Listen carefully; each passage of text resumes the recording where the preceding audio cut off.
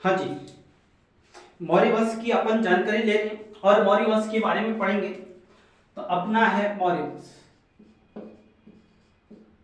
मौर्य वंश, मौर्य वंश में अपन ने जो पहला शासक लिया था वो कौन था? है चंद्रगुप्त। चंद्रगुप्त मौर्य। चंद्रगुप्त मौर्य। चंद्रगुप्त मौर्य का जो समय है 322 ईसा पूर्व से 298 ईसा पूर्व तक। ठीक है, आगे अपन ने वंश परिचय के बारे में पढ़ा कि चंद्रगुप्त मौर्य किस वंश से था। तो ब्राह्मण साहित्य है उसको क्या बताते हैं? शूद्र बताते हैं। अगले वीडियो में अपन देख चुके हैं, वहां जाइए उसको देखिए। और अपन ने जो उसमें पढ़ा बौद्ध ग्रंथ वे जैन ग्रंथ, इनको क्या बताते हैं? क्षत्रिय बताते हैं। इसके बाद में अपन ने और इनके अभिलेख को आदि में इनकी जानकारी पढ़ी और विदेशी स्रोतों में अपन ने थोड़ा सा पढ़ा और तभी अपना वीडियो क्लोज हो गया। तो अपन विदेशी स्रोतों को लेने के बाद में इनके प्रारंभिक जीवन परिचय के बारे में देखेंगे। तो देखिए, इसमें मैं आपको दिखाता हूं विदेशी स्रोतों में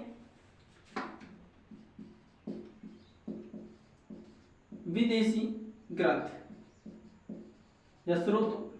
अब जो विदेशी ग्रंथ हैं वो स्रोत हैं वो चंद्रगुप्त मौर्य के बारे में क्या कहते हैं कि चंद्रगुप्त मौर्य कौन था। उनमें अपन कुछ व्यक्तियों के नाम लेंगे, जिनमें एक व्यक्ति है नंबर 1 जस्टिन।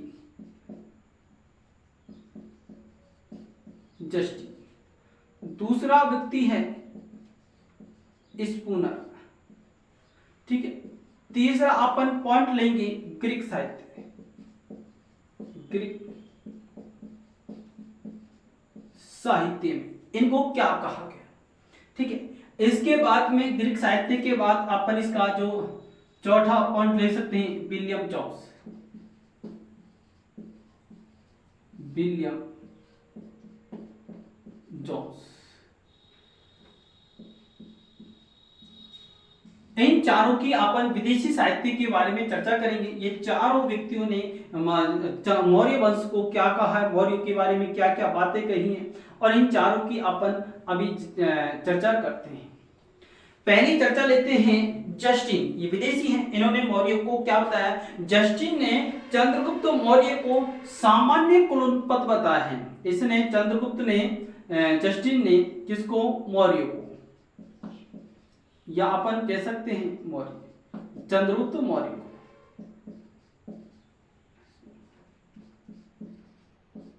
चंद्रगुप्त मौर्य को क्या बताया है? सामान्य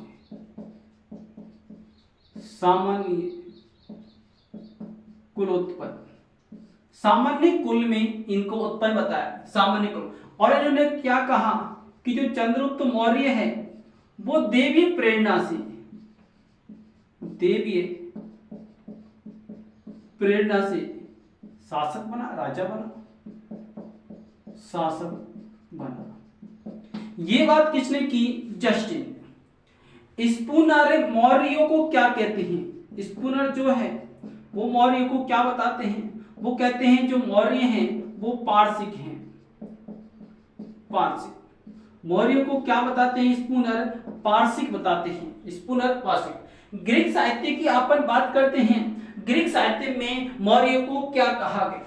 नंबर 1 ग्रीक साहित्य की बात करते हैं तो ग्रीक साहित्य में मौर्य को सेंडोकोट्स, सेंडोकोटस। दूसरा है एंडोकोटस।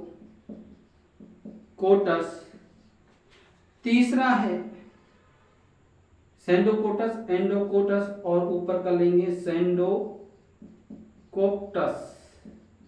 बस यहां आधा पैन कोप्टस। ये ग्रीक साहित्य में चंद्रगुप्त मौर्य के नाम मिलते हैं। अब ग्रीक साहित्य में सेंडोकोटस चंद्रगुप्त मौर्य को किसने कहा? तो कहने वाला जो व्यक्ति है उसका नाम है मेगास्थनीज।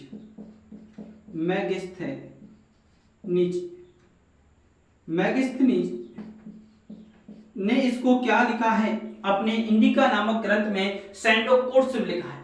इसके बाद में जस्टिन ने इसको सैंडोकोट्स लिखा है। उसके बाद में अपन आगे कहते देखते हैं एंडोकोट्स किसने लिखा है, एरियन ने, एरियन बे प्लूटार्क ने इसको चंद्रगुप्त मौर्य को क्या नाम दिया, एंडोकोट्स। सैंडोकोट्स किसने नाम दिया, फिलार्कस ने, फिलार्कस ने नाम दिया, मतलब या हम कह सकते हैं इन्होंने कहा था। ठीक है, ग्रीक साहित्य की अपन इसमें बात करेंगे।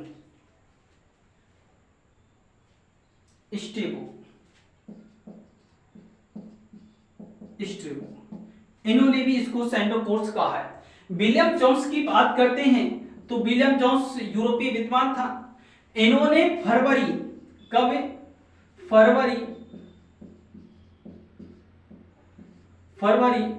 1793 में सैंडोकोट्स की पहचान, किसकी, सैंडोकोट्स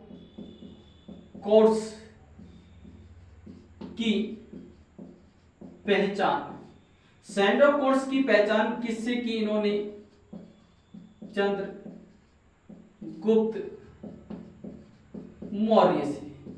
किसे की, चंद्रगुप्त मौर्य। इन्होंने कहा विलियम जोन्स ने कि कब, फरवरी 1793। देखिए भाई, ये जो सैंडोकोट्स हमारे जो यूनानी ग्रंथों में लिखा है वो भारत का चंद्रगुप्त मौर्य है। उसने इतने बड़े क्षेत्र पर अधिकार किया, उसको बताने वाला कौन था, विलियम जोन्स था। विलियम जोन्स ने ही एक काम और किया, इसने जो मैगस्थनीज है, मैगस्थनीज आपको पता है, मैगस्थनीज का जो ग्रंथ है वो क्या है, इंडिका। और इंडिका में किसका वर्ण है, पाटलिपुत्र का। किसका वर्ण है, पाटलिपुत्र का। लेकिन इंडिका में पाटलिपुत्र को क्या कहा गया है, पालीब्रोथा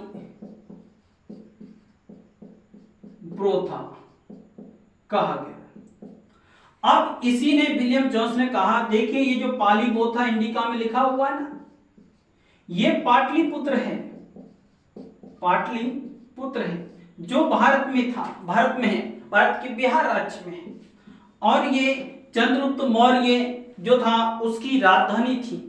तो इनकी पहचान इन्होंने यहां पर की है ना। और इसी से हमें कहते हैं कि इससे हमें मौर्य वंश के या भारतीय इतिहास के बारे में महत्वपूर्ण जानकारी प्राप्त हमें यहां से होती है। या हम देखते हैं चंद्रगुप्त के बारे में, चंद्रगुप्त के बारे में जो स्पष्ट प्रमाण हमें मिलते हैं वो मिलते हैं रुद्रदामन के जूनागढ़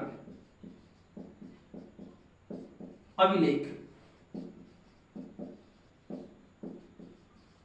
से चंद्रगुप्त मौर्य के स्पष्ट प्रमाण जिनका नाम मिलता है हमें यहां से मिलता है। आगे अपन चर्चा करते हैं चंद्रगुप्त मौर्य का प्रारंभिक जीवन।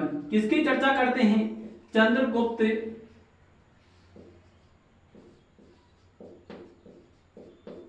मौर्य का प्रारंभिक जीवन।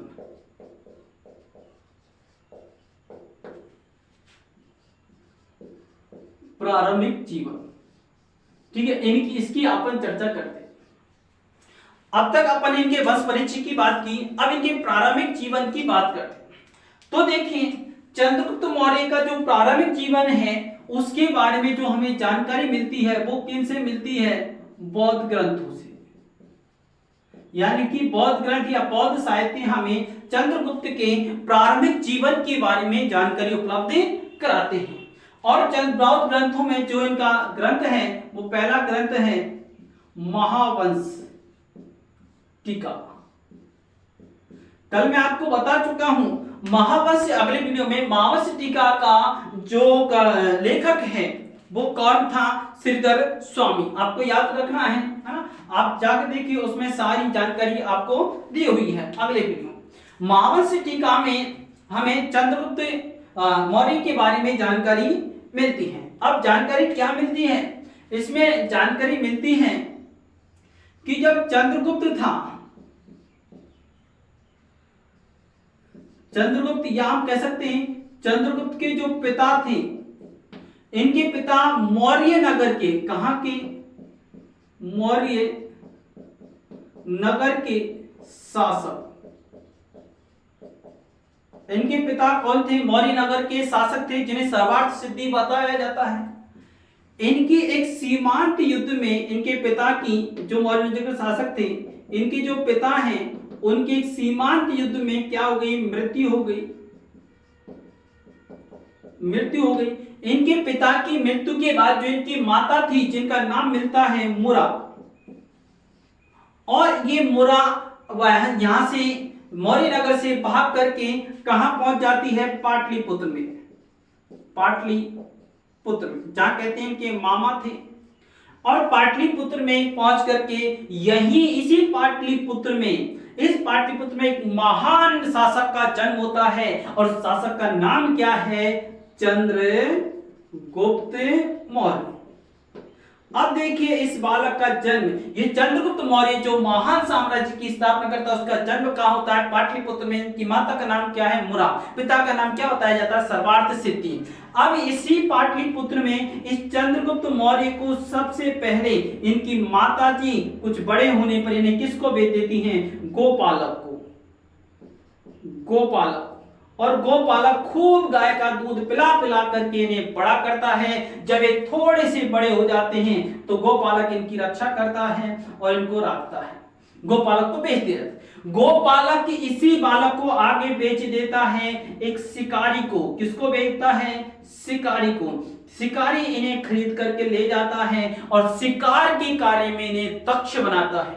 इसी शिकारी के पास रहने के साथ साथ ये हम बालकों में अपने आप को बहुत ज्यादा प्रतिभाशाली सिद्ध करते हैं। इन्हीं के शिकारी के पास रहते हुए ये खेल खेल रहे थे जिसका नाम था राज्य किला, राज्य किला, राज्य किला खेल।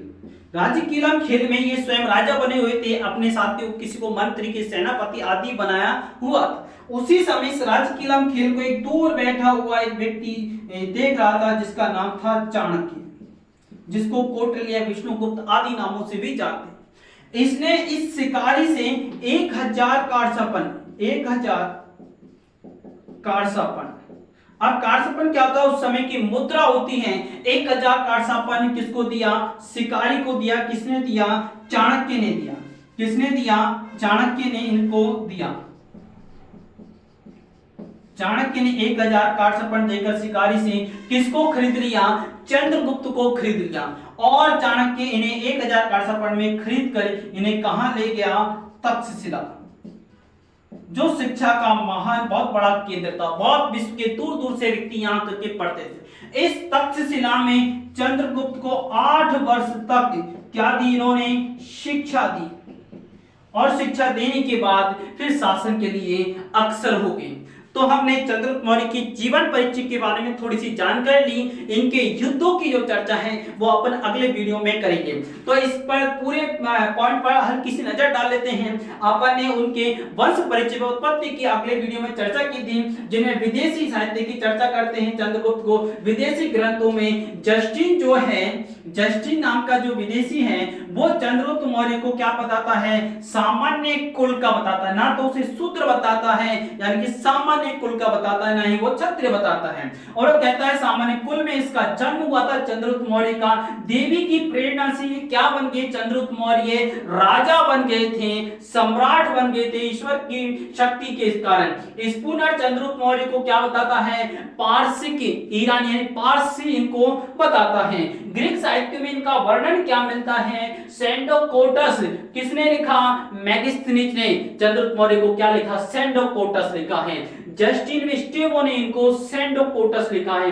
एंडोकोटस एक शब्द जुड़ा हुआ है, किसने जोड़ा, बाकी का सब कुछ सेम है, सिर्फ यहां से है और यहां पर ए शब्द को जोड़ा गया है। वो एरियन व प्लूटार्क ने अपने ग्रंथों में इनको एंडोकोटस लिखा है। सेंडोकोप्स सिर्फ पे को यहां बाद में पे को जोड़ा गया, पूरा नाम एक है तो एक ही नाम से हम सबको याद रख सकते हैं। और ये किसने जोड़ा, फिलार्कस ने, जो वहां का था उसने चंद्रगुप्त मौर्य का नाम जोड़ा था।